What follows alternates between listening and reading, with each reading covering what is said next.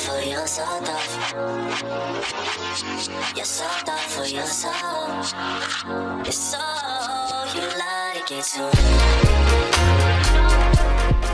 Hello and welcome to Average Takes, where I get to talk about a specific topic with a friend. I'm glad to have SeaAphrodite back in the studio today, and I'm great. I've been wanting to talk about this topic because, like, it's a meme on the internet, or like if you're into film. What's his name? Quentin Tarantino is known for food, like his obsession with feet. And so when food worship came up to talk about the topic, I was like, hell, definitely we gotta talk about this. So Aphrodite, thanks for coming back to the pod today. And how are you doing? I'm doing great. Thank you. Thank you for having me back. So food worship, I mean, it's in the name, it's like the feet. First off, most people are like, ew, feet.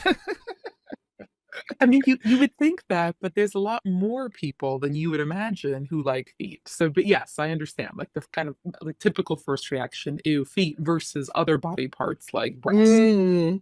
whatever, right? Yeah. So yeah, what is food worship? It's so interesting. So this one, I just as an editorial commentary, right? As you just said yourself, this one is crossed over into the kind of popular mindset, into kind of more general people's knowledge, right? And it's a lot of times used. I mean, you see it like in film or TV shows, or kind of mentioned sometimes in a dismissive way, like sometimes to sort of label somebody as a pervert or just like something weird. I actually, when I was young and I had an internship with a politician, I won't name the politician's name, and we were told not to wear open-toe shoes in the office because it would, quote, distract him. So this is like one of these things that people like know about folks, and it, can be kind of like more public, and again, sometimes can be like a shameful thing, which is really unfortunate. So, but it's actually really, really common to just be attracted to feet as a body part. There is, I cannot validate this, so I'm just going to say it as like a legend, or it's kind of received wisdom or an old wives' tale kind of thing, that there's a part of the brain, in terms of attraction. And the basically like the in the brain there's a center for sexual attraction, and that like the center for like kind of feet, and the center for something like breasts, or I don't know, like other like more erogenous zones, right, is like very close to each other. And so sometimes wires cross, quote unquote, as people say, right, like, oh, Mm. the wires get crossed, and so you all of a sudden start to see feet as like a sexual body part. um the reality is that like most of the body can be sexual, if you know what I mean. Like, so yes, there's like the typical, there's the ass, the vagina, the penis, the breasts, right? But Mm. somebody can have, I mean, I, for example, love a man's forearms, right? Sometimes with like the veins and muscles of a forearm are very beautiful, or hands, or obviously, the face, so like eyes, right? There's like different way, they're very expressive. The way a woman's neck curves sometimes, or like collarbones or something like so. Who is to say to us, right, that like this part of the body is quintessentially like a beautiful sexual thing? It's a breast, right? Versus this part of the body that is not. I mean, the reality Mm. is, like, as someone who nursed children for many years, like, breasts are the purpose of breasts is for nursing children. So, and the purpose of feet is walking, but that doesn't mean that you can't sort of see any of, again, those body parts as erogenous.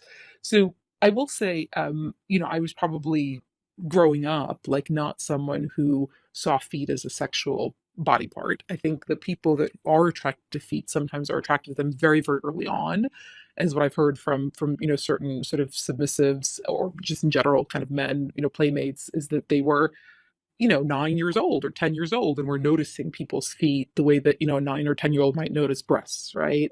So it was definitely something that was innate for them as they were kind of seeing that. I would say that wasn't me. I would probably have had that same reaction as you, kind of, feet, ew, they're dirty, Mm. they're inside shoes, they're stinky. There's a whole, by the way, separate element of sort of the smell of feet, right? Because some people like very clean feet, but some people very much want the smell part too, like not Mm. clean feet, and that they want to worship something that smells like like it's used, right? You've been walking in your shoes all day. Um, but I will say that now that I've sort of been this has been brought to my attention over obviously many years, now I can see, the difference between attractive feet and not attractive feet. I mean, I am told that I have very beautiful feet. I don't think people are wrong about that. If you sort of judge just a range of feet, on its own, right, versus comparing feet to something else like breasts.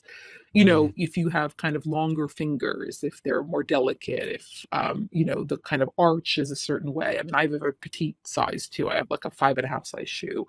I mean, big feet can be a fetish too, and small ones. But I think now if I kind of look at a foot, I can sort of somewhat tell whether somebody who's really into feet might consider that foot to be attractive or not. So I think there's something to it. Like I said, there's lots of human body parts that we will say, oh, somebody has such beautiful eyes, or what a beautiful long neck, or whatever it is. And I think feet can kind of be in that same mindset of just it's a beautiful body part. But obviously, there's the next stage, the next level where somebody's sort of sexually attracted. And like I said, I think it's so much more common than we imagine. I mean, I think a lot of it for me is always skewed because people self-select. Obviously, people reach out to me who have certain fetishes that they know I'm into. But I do hear from a lot of people, even kind of very vanilla leaning people, or people who are not particularly submissive, people who are kind of very switchy, or very neutral, or maybe even dominant, who are still very attracted to feet and just want to kind of suck on toes. And like I said, my first experience with it was one of my earliest kink experience was actually with a friend in high school, who had a kind of a foot fetish, and he was the first person I saw in real life who was interested in it, and it was early in high school too, not late in high school. So, like I said, it was almost one of the first things that I ever saw in a fetish standpoint in the kind of early to mid '90s, I guess. And so, yeah, I think it's much more common than we think, and I think there's a lot of great kind of elements to it. We can talk about it. Obviously, there's meaning to kind of worshiping somebody's feet. There's some level of kind of degradation that can be in there, but I think just on the surface, as a body part, I think feet can be very beautiful, and there's like a pretty valid just sort of attraction to feet, like there could be to somebody who really likes the ass, or somebody who really likes breasts. I think it's a very valid body part to sort of not just fetishize but be attracted to. So I just want to say that up front. Mm-mm. So, I mean, you said it was one of your first kinky experiences. Like, what was that like for you? Yeah, and it was interesting because I'm obviously a very sort of sexually like progressive person even from childhood. I feel like I was always, kind of ahead of the curve of my peers. Partly because Mistress C and I were together from early on and we were experimenting together, but this was someone else. This was a friend who expressed this sort of desire to me. And he did feel ashamed of it, I think, at the time. And I was obviously very accepting of him, which he was grateful for. And he just sort of just showed me like what it looked like. I mean, literally just sort of like kissing my feet, sucking on the toes. And I mean, once it was happening, it didn't seem so strange, like it didn't seem odd that somebody would kiss or lick or suck like different parts of the body, right, or be attracted to. I think I was at the time when I was like letting him do it, I was very conscious of cleanliness. We had like planned for it. And so I made sure that taken a shower right before, and I like they were very clean. And I don't know if I put like, maybe not perfume, because obviously that would taste bad, but like I wanted them to be like perfect. And so it took me, obviously some time like over the years to find that actually some people really want them to be very dirty. And I've had the opposite request a lot, where somebody says, can you wear the same socks for 2 weeks? Can they be super, super stinky? And a lot of times I can't do that because I have a normal life. Like I'm a wife and a mom, and I work, and I can't wear the same pair of socks until they're like reeking for 2 weeks in a row. But I do try, for folks, what I've done before is I've had a pair of socks that I exercise in, and then I just put them on every time I work out. And I can do that for a couple of weeks. And then obviously after I exercise, I shower. So Mm. like then the socks can get very stinky because I've spent a couple of weeks, putting them on every time I'm sweating. So that was something different, right? To see that, it didn't have to be like super clean and perfect. But at the time, that first time, it was something that, like I said, I wanted it to be because it smell wonderful. And like I said, once he was doing it, it didn't feel strange at all. And that was probably a pretty good experience for him too. We grew up together, and he's somebody that I know even now. And I know that accepting himself, and that particular interest of his, which is sometimes again, like the sort of source of like pop culture, mockery. It's hard, right, to sort of see that if it's something that you really love, and you have to sort of hide that. So I think that was probably helpful for him early on to sort of have it be accepted. Mm, mm. And I mean, whew, okay, when you talked about the whole not wearing the same socks for days on end, and I'm thinking, I mean, I understand to a point smell, like, because smell can be very visceral and very means different things to different people. Like, you can get a smell and it just takes you back to a certain place or a certain experience or memory. Would that be something typical, like similar to that, or is it something totally different with the smell?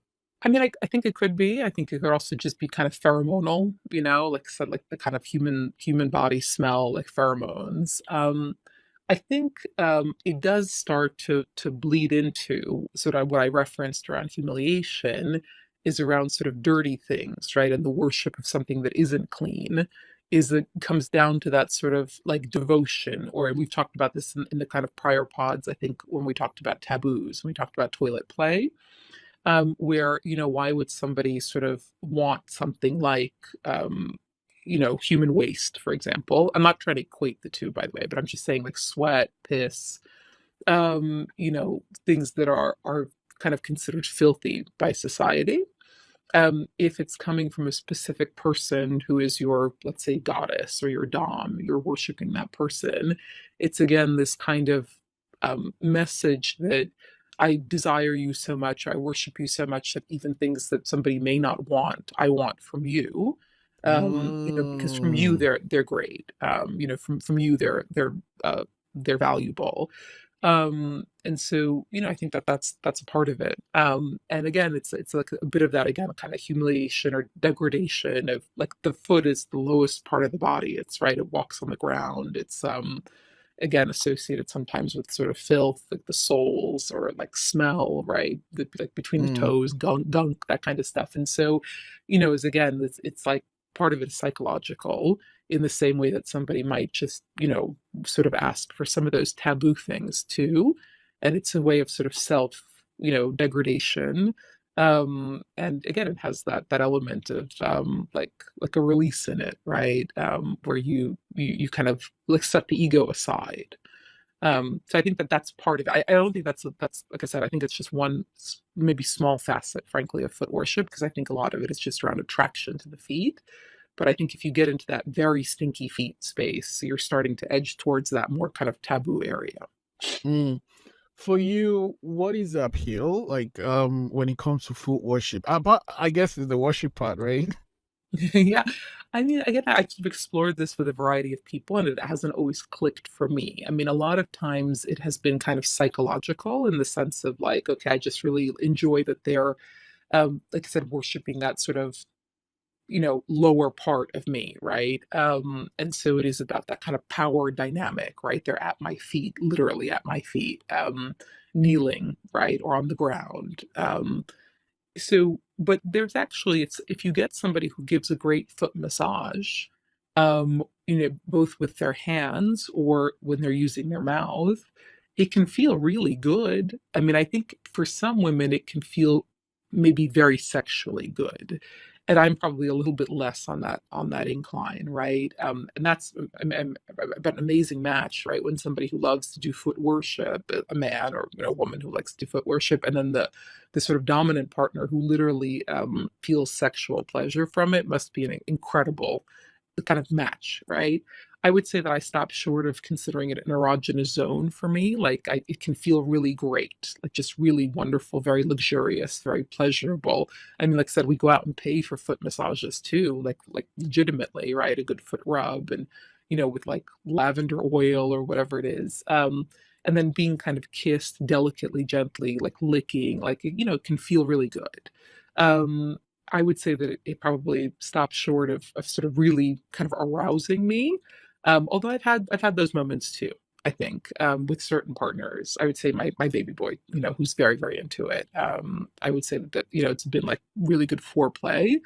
Sometimes where it literally is arousing me, and I'm like just turned on by it. And those are great moments. But I think feeling pleasure from it in a more general way, like it just feels great to have your feet rubbed and kissed, like I said, stopping short of kind of sexual pleasure, maybe, that I experienced plenty of times. I mean, I think the one other thing that as you were just mentioned is like sucking itself, and it isn't unique to the body part, can be actually appealing to some people. So it's like you are so into this person that whatever body part of theirs that is in your mouth is very appealing. You know, it just happens to be, well, their feet in this case. Have you noticed something like that? Yeah, yeah, I mean, I think definitely. I think that's exactly, I think you've articulated just right, that it's like it, can be different parts of the body. And so I think you can have that feeling. Like we've been told that there's certain erogenous parts of the body, but the Mm, reality is the human beings have a whole range of um, sort of feeling and attraction, and many things can feel good. I mean, again, like being kissed on your lower back, or for some people, the ears, the neck, like it's both the giver and the receiver, right? It can be attracted or can feel pleasure from all different parts of the body, like everywhere that that you have skin, right? That has sensory receptors. So I think it's just that part of it extending, right? Our mm. understanding of where erogenous zones can be. Are there things to watch out for when it comes to like food worship? Interesting. In what sense do you mean? And like, I mean, it isn't. I guess like difficult, right? Like, are there things that from the person either giving or receiving that they should be aware of from the experiences you've had so far? Yeah, no, I mean, I think part of it is obviously understanding kind of where a person is coming from, with foot worship, right? So if they're just looking to make you feel good and to enjoy it themselves, then you don't want to necessarily say anything that's degrading, right? Because that would put them in the wrong mindset, or it would sort of feel judgmental. But then there's other folks for whom it is a degradation, right? It's sort of like step on me, and it's make me low, right? Mm, Like degrade me, humiliate me. That's a really different way to approach it. So I think the kind of just pleasure, like straight pleasure, versus again having that overlay of sort of degradation, you kind of have to know where the partner is coming from so that you are treating it the right way.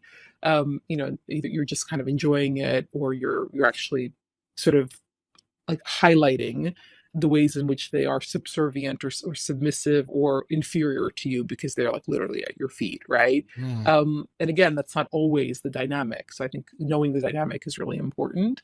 I think that sometimes pain does come into it. So people want to be slapped in the face by feet, or to be stepped on, or to, you know, um, sometimes there's like breath play, right, where you sort of cover the nose. Like there's lots of different, right, the sort of dynamics to it. mm. So like pressure, like I said, using the feet to hurt or step on the face, for example, or the hands. That's people like also boot worship, and so if you're wearing the shoes, right, that's part of foot worship, but like a boot or a shoe. Oh Um, yeah. yeah, right. You mentioned I saw a video and I was like, what's going on? Okay. Okay. Yeah, yeah. Okay. So there, I mean, obviously, if you're wearing a shoe, you can do more damage, right? You can hurt better, right? Mm, And then people also like the smell of the shoe after the foot's been in it, right? So that's a whole kind of next range, right? But again, I think it's just important to, like, as with any kink, I think it's particularly important to know what it is the person is getting out of it, and kind of how they want to feel in that moment. Is there any level of humiliation to it, or are they just enjoying the body part? Because you don't want to take it from one to the other, if that's not kind of the right thing for them. right, right, right. Man, I mean, I hope we keep doing this because like the it's so enlightening when you talk about these topics because most at least from my end, it's usually kind of what we see. You see a photo, you see a video, and you're like, maybe, oh, that's interesting, and you go and read up on it. And the thing about the internet is like it's like a big part of all information, and you don't know what to distill or what is true. So talking with someone has had as much experience and with these specific things, it's great to have you breaking it down and like because when you see something like, yeah, I didn't even think of that video with the boots thing, but yes, it makes sense. It totally makes sense. So um, do you what I guess let's bring this to a close. Do you have something to close out full worship with this topic? Yeah, like I said, I think because it's the one that's captured the popular imagination in so, like so often. Like I said, we see it in pop culture. I think it's just an important one for us to kind of face up to. I mean, Mm. I think you're starting to see things like pegging in popular culture too. It was mentioned the Deadpool movie recently. Deadpool, yep, Yeah, yep. Mr. But but it's still fairly like uncommon, and you don't have a whole lot of references to male chastity or to forced bi or to I mean people, but the ones that people do talk about, the ones that kind of make it into popular culture, because again, we're a community. I think of us as a community of kinksters. And then there's a whole vanilla world out there that on some level we're kind of trying to protect each other from, right? We want to accept each other within our community of kink, and we know that there's a whole world out there that isn't as accepting. And so a Mm. lot of what that I've built my community around is that, right? Is the kind of normalization of things and the support of one another. These are things that are really important to me. And so I think it's again that one, or not one, but it's an area of crossover where foot worship, kind of is known in the popular mindset among kind of vanilla folks. They see it again in their kind of popular culture. There's a lot of references to it and has been for many years. And I think the popular culture a lot of times dismisses it. And so it's like, if you like feet, you're a pervert. It's automatically something dirty. We just talked about, you and I, this whole range of kind of where like interest in feet can come from. And so I think it's almost, it's a place that I want to protect people Mm. around, right? And so I've had partners, especially younger, talk a lot about kind of, I play with younger partners who are just exploring kink for the first time, who feel a lot of shame around this one and who almost worry, like, if I like feet better than breasts, for example, like that almost like means I can never get a long-term partner. Like, how will I ever be in a relationship? Like the average woman will not accept this, will Mm. see me as somebody who's perverted or abnormal. But it's just such a minor, like if you sort of think about it in like the scope of all the things that we see in kink, it's just such a minor one. Like what really is so bad about having a partner who like loves your feet as well as your breasts, as well as your ass, as well as your face and your neck and your your shoulders, your ears. Like they love this part of your body. They think it's beautiful. They want to kiss it. They want to make you feel good, by touching it. Like it's just something that should be so easy to accept. I personally think that many kinks, right, as long as they're safe and consensual, should be pretty easy to accept. But I recognize that's not the case for most vanilla people. But this one, like I said, it's just been kind of dragged through the mud, metaphorically, in popular culture, and it sometimes makes it hard for people because it's so common. Because so many young people, like I said, growing up, may feel this way and just be attracted to feet, and then they see all this stuff in popular culture and they judge themselves right away. Mm. um, it's just a place where we should be supportive as a community, right? To say like this is really like entry level, and it's super common, and you shouldn't overjudge yourself, and you shouldn't be so afraid. Like there are probably plenty of pretty vanilla partners. Because it's sort of available in the popular culture, who would understand it and probably accept it if Mm. positioned the right way, right? I love you so much. I love every part of you. I think every part of you is beautiful, including your feet. Can I kiss them? Right? Like Mm. it shouldn't be such a huge step, but it sometimes feels like it is. And so, like I said, I think it's like anything. I'm very protective of kinksters in general. I'm very protective of my own partners and especially young people in kink. And because it's an area that's sort of well known, and then as a result of being well known, also kind of much derided or kind of made fun of, right, in a surface way by people who don't understand it. I think it's an area that we can all kind of lean in to support our community and people in our community, because they are obviously sort of going, if they're coming out as sort of people who like feet, we want to be supportive of them and to let them know that it's, like I said, completely normal, very common, and should be something that should be very easy to accept. Yeah. As always, SeaAphrodite, Domina, it is always pleasant talking to you. And yeah, excuse me. No, Whew, it's good. Thank you. We should find other topics because it's always nice definitely, to talk to you. definitely. Thanks for coming to the podcast today. Good. Thank you. You have a good one. You're so thoughtful, you're so thoughtful. You're so thoughtful, you're so. You're so. You like it too.